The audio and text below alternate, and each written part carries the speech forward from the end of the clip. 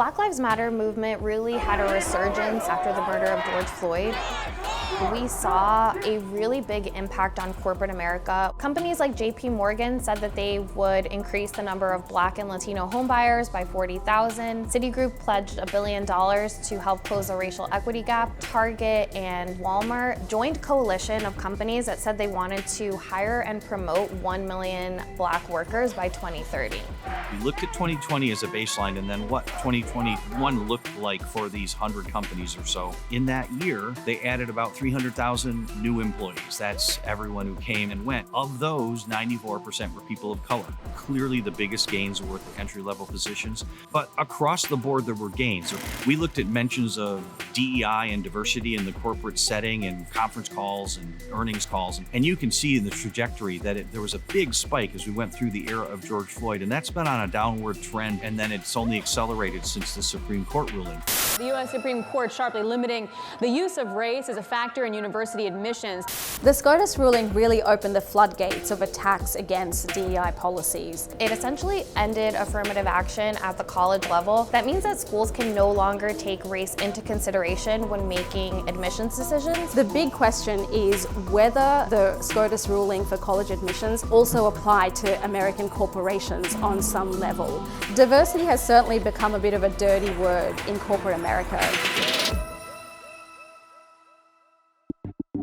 The backlash to DEI kind of falls into this broader pushback around being woke that we're seeing on the right. The backlash seemed to start with a speech that Mike Pence gave, where he kind of just brought out the idea that ESG is ruining America. Ron DeSantis made that a really big part of his campaign. Last year, more than 20 states across the US either considered or approved laws attacking DEI. This very targeted attack is all part of Trump 2.0. They've been very effective.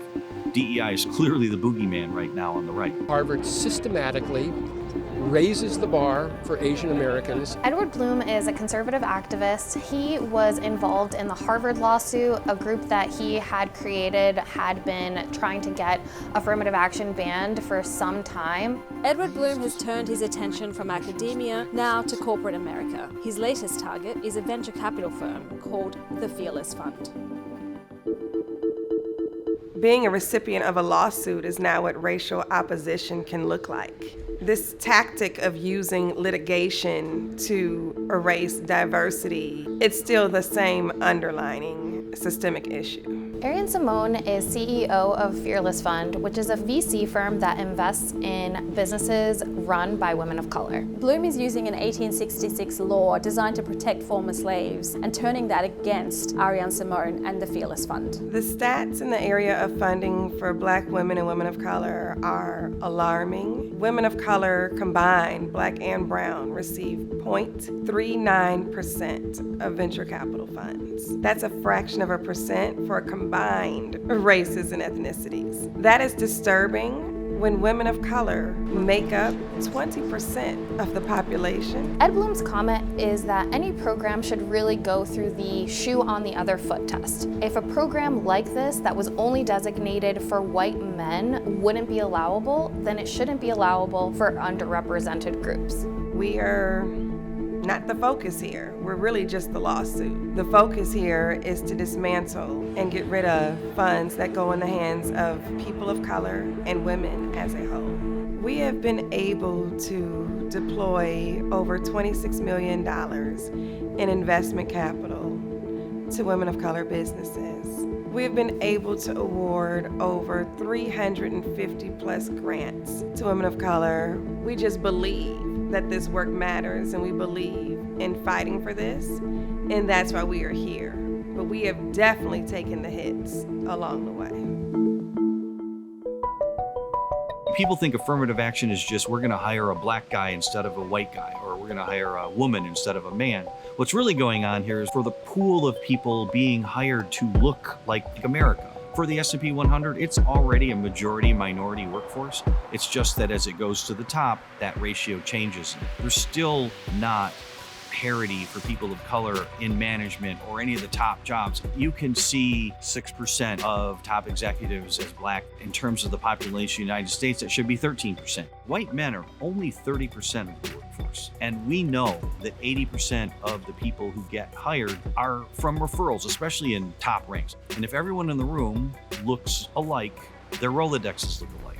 You want to have a society where you succeed based on your skills and hard work. Some of the criticisms of DEI programs come from people who just plainly say, why can't we have a meritocracy? And it's pretty much just denying the fact that clearly we don't have a meritocracy at this point based on the data. We are committed to free expression. You don't really understand and haven't adequately tried to. Businessmen like Bill Ackman have perpetuated the argument that DEI undermines merit. In social media posts, he suggested that Harvard's former president Claudine Gay was only considered for the job because of DEI policies. Claudine Gay was Harvard's first Black president and arguably one of the most recognizable names in higher education. So a lot of the critiques made against her were kind of smokescreens for broader critiques around the DEI conversation. Within the business community, there are still many notable figures like Mark Cuban that have been very vocal about the positive impacts of DEI, but companies tend to be pretty risk averse. And so even though we're definitely seeing companies not necessarily scale back on their programs, they're just talking about it less, which gets to that dirty word ethos. A lot of companies have also faced pushback from conservatives over advertising campaigns. Like what we saw with Bud Light using a transgender influencer last year. I got some Bud Lights for us.